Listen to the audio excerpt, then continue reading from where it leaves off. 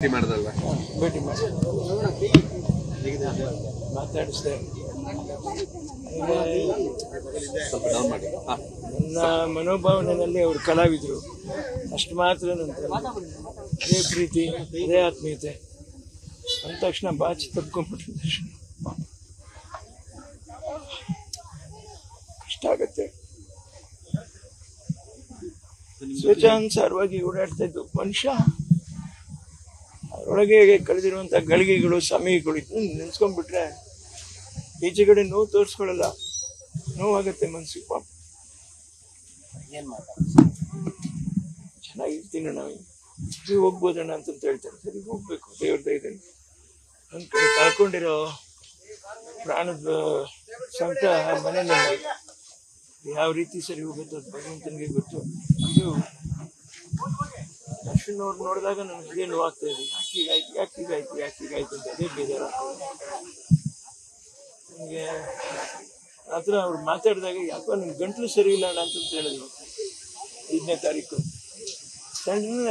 ನನಗೆ ಗೊತ್ತಿಲ್ಲದೆ ನನಗೆ ಸರ್ಜರಿ ಮಾಡ್ಕೊಳ್ಳೇಬೇಕು ಅಂತ ಹೇಳ್ಬಿಟ್ರು ಡಾಕ್ಟರ್.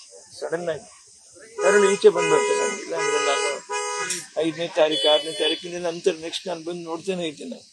ನಾನು ಒಳಗೆ ಮೆಶ್ ಹಾಕಿದ್ದಾರೆ, ಸ್ಟೀಲ್ ಮೆಶ್ ಹಾಕಿದ್ದಾರೆ. ಅವ್ರು ಹೇಳಿದಂತೆನೆ ಗಂಟ್ಲಲ್ಲಿ ಅವ್ರಿಗೇನು ಅರ್ಥ ಐತೆ ಗೊತ್ತಿಲ್ಲ ದರ್ಶನ್ ಅವ್ರಿಗೆ. ನನ್ಗೆ ಈ ತರ ಆಪರೇಷನ್ ಆಗಿ ಹೋಗ್ಬಿಡ್ತು. ಅವ್ರ ಈ ಕಡೆ ಒಂದು ಸೇರ್ಕೊಳ್ಳುವಂತ ಈ ಕೆಟ್ಟ ಒಂದು ಅಚಾತುರ್ಯ ಘಟನೆ ಹೇಗೆ ಅಂತಾನೆ ಹೇಳಕ್ಕೆ. ಒಂದು ಘಟನೆಯಿಂದ ಎಷ್ಟು ಜನಕ್ಕೆ ಆಗಿರುವಂತ ನೋವು ಸುಲಭವಾಗಿ 10 ನಿಮಿಷದಲ್ಲಿ ಇವ್ರ ತಪ್ಪು ಇವ್ರ ಸರಿ ಅಂತ ನಾವೆಲ್ಲ 10 ನಿಮಿಷಕ್ಕೆ ವಿಶ್ಲೇಷಣೆ ಮಾಡ್ಬಿಡ್ಬೋದು. ಆಯಾ ಸ್ಥಾನದಲ್ಲಿ ನಿಂತು ನೋಡಿದಾಗ ಅಲ್ಲಿ ಪ್ರಾಣನ ಕಳ್ಕೊಂಡಂತ ತಂದೆ ತಾಯಿ, ಹೆಂಡತಿ, ವಿರುದ್ಧದಲ್ಲಿರ್ತಕ್ಕಂಥ ಮಗು, ಈ ಕಡೆ ಇವ್ರನ್ನ ಹಾಕಿ ಸಿನಿಮಾ ಮಾಡಿರ್ತಕ್ಕಂಥ ನಿರ್ಮಾಪಕರು, ಕನ್ನಡ ಚಿತ್ರರಂಗ ಅಭಿಮಾನಿಗಳು, ಎಲ್ಲಾದ್ರಿಗಿಂತ ಹೆಚ್ಚಾಗಿ ಅವ್ರ ಸಂಸಾರ, ಎಲ್ಲಾರ್ದು ಅದು ಸಂಸಾರನೇ. ಅವು ನೋಡ್ತಾ ಇರ್ತೀವಿ. ಎಷ್ಟೋ ಕಡೆ ಈ ತರ ಅಚಾಚುರಿಗಳು ಆಗೋಗ್ಬಿಡ್ತವೆ. ಇವನ್ನ ನೆನ್ಸ್ಕೊಂಡು ನೋಡಿದಾಗ ಬಂದಾಗ್ಲೇ ನಮ್ಗೆ ಮಹಾ ಅರಿವು ಆಗೋಗ್ಬಿಡುತ್ತೆ. ಇವ್ರು ನೋಡಿದಾಗ, ನಿಜವಾಗಿ ದರ್ಶನ್ ಅವ್ರು ನೋಡಿದಾಗ ನಮ್ಗೇನ್ ಅನಿಸ್ತದೆ, ನಾವು ಬಾಳ್ಬೇಕು, ಬದುಕಬೇಕು, ಮನುಷ್ಯನ ಜೀವನದಲ್ಲಿ ನೆಮ್ಮದಿ ಇರಬೇಕು. ಈ ನೆಮ್ಮದಿಗೋಸ್ಕರನೂ ಒಂದ್ ಸ್ವಲ್ಪ ನಾವು ಸೌಕರ್ಯವಾಗಿ ಚೆನ್ನಾಗಿರ್ಬೇಕು ಅನ್ನೋದಕ್ಕೋಸ್ಕರ ಬಾಳ್ತೀವಿ. ಆದ್ರೆ ಎಲ್ಲವನ್ನೂ ಕಳ್ಕೊಂಡು ನಾವು ಹೀಗೆ ಬಾಳ್ಬೇಕು ಅನ್ನುವಂಥದ್ದು ಭಾರಿ ಕಷ್ಟದ ಕೆಲಸ. ಅದು ಅಷ್ಟು ಸಾಮಾನ್ಯ ಅಲ್ಲ. ಅಲ್ಲಿ ನಿಂತು ಆ ಕಾರಾಗೃಹದ ಅನುಭವನ ನಾವು ಹೇಳಕ್ ಸಾಧ್ಯನೇ ಇಲ್ಲ. ನಾವು ನೋಡುವಾಗಿಲ್ಲ ಅಷ್ಟೊತ್ತು ನಮ್ಗೆ ಕಾದು ಹೋಗಕ್ಕೆ ಒಳಗಡೆ ಎಷ್ಟು ಸಮಯ ಹಿಡಿಸ್ತದಲ್ಲ. ಅಲ್ಲೇ ಕೂತ್ಕೊಂಡು ಆ 31 ದಿವಸನೋ 32 ದಿವಸನೋ ಕಳೆದಿರುವಂತ ಒಬ್ಬ ವ್ಯಕ್ತಿಯ ಒಂದು ಮನಸ್ಥಿತಿ ಹೇಗಿರ್ಬೋದು ಅಂತ ನೋಡಿದಾಗ ನಮ್ಗೆ ಅನ್ನಿಸ್ಬಿಡ್ತದೆ. ಬಹುಶಃ ತಾವು ತಾಯಿಯನ್ನ ಕಳ್ಕೊಂಡ ನಂತರ ಅತಿ ಹೆಚ್ಚು ಎಮೋಷನ್ ಇವತ್ತೇನೋ ಕಾಣಿಸ್ತಾ ಇದೆ ನಮಗೆ. ಅಷ್ಟು ಎಮೋಷನ್ ಏನು ಬೇಜಾರಾಗ ವಿಚಾರಿಸೋರು ಇರ್ಲಿಲ್ಲ ನಮ್ಮನ್ನ. ಆತ ಫೋನ್ ಮಾಡಿ ಅಣ್ಣ ಆತ ಬಾಯಿ ತುಂಬ ಹೇಳುವಂತ ಮಾತು ಇದೆಯಲ್ಲ, ಅದು ಕರಳು ಹಿಂಡೋಗುತ್ತೆ. ಅಂದಿ ಕಷ್ಟ ಆಗುತ್ತೆ. ಬೇರೆ ನನ್ಗೆ ಗೊತ್ತಿಲ್ಲ. ಮಾಡಿದಲ್ವಾ? ಭೇಟಿ ಮಾಡಿ ಮಾತಾಡಿಸಿದೆ. ನನ್ನ ಮನೋಭಾವನೆಯಲ್ಲಿ ಅವರು ಕಲಾವಿದರು ಅಷ್ಟು ಮಾತ್ರ. ನಂತರ ಅದೇ ಪ್ರೀತಿ, ಅದೇ ಆತ್ಮೀಯತೆ ಅಂದ ತಕ್ಷಣ ಬಾಚಿ ತಪ್ಕೊಂಡ್ಬಿಟ್ಟಿದ್ದೆ.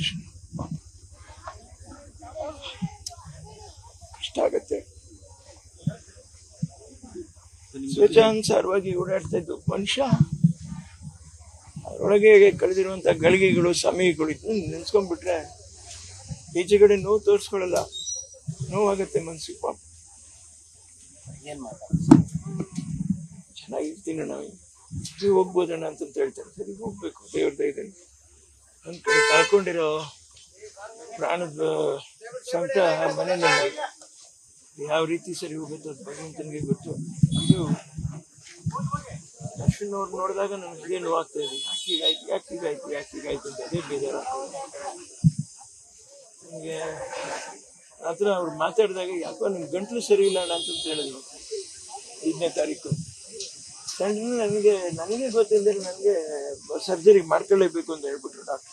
ಸಡನ್ ಆಗಿ ಕರಳು ಈಚೆ ಬಂದ್ಬರ್ತೇನೆ. ಇಲ್ಲ ಅಂದ್ರೆ ನಾನು 5ನೇ ತಾರೀಕು 6ನೇ ತಾರೀಕಿನ ನಂತರ ನೆಕ್ಸ್ಟ್ ನಾನು ಬಂದು ನೋಡ್ತಾನೆ ಇದ್ದೇನೆ. ನಾನು ಒಳಗೆ ಮೆಶ್ ಹಾಕಿದ್ದಾರೆ, ಸ್ಟೀಲ್ ಮೆಶ್ ಹಾಕಿದ್ದಾರೆ. ಅವ್ರು ಹೇಳಿದಂತೆನೆ ಗಂಟ್ಲಲ್ಲಿ ಅವ್ರಿಗೇನು ಅರ್ಥ ಆಯ್ತು ಗೊತ್ತಿಲ್ಲ, ದರ್ಶನ್ ಅವ್ರಿಗೆ. ನನ್ಗೆ ಈ ತರ ಆಪರೇಷನ್ ಆಗಿ ಹೋಗ್ಬಿಡ್ತು. ಅನುಕ್ಷಣದ ಸುದ್ದಿಗಳಿಗಾಗಿ ವಿಸ್ತಾರ ನ್ಯೂಸ್ ಯೂಟ್ಯೂಬ್ ಚಾನೆಲ್ ಸಬ್ಸ್ಕ್ರೈಬ್ ಮಾಡಿ. ಹೊಸ ಸುದ್ದಿಗಳ ನೋಟಿಫಿಕೇಶನ್ಗಾಗಿ ಬೆಲ್ ಐಕಾನ್ ಕ್ಲಿಕ್ ಮಾಡಿ. ಲೇಟೆಸ್ಟ್ ಅಪ್ಡೇಟ್ಸ್ಗಾಗಿ www.vistaranews.com ವೆಬ್ಸೈಟ್ಗೆ ವಿಸಿಟ್ ಮಾಡಿ. ಅಂಗೈಯಲ್ಲೇ ಜಗತ್ತಿನ ಸುದ್ದಿ ತಿಳಿಯಲು ವಿಸ್ತಾರ ನ್ಯೂಸ್ ಕನ್ನಡ ಆಪ್ ಡೌನ್ಲೋಡ್ ಮಾಡಿ.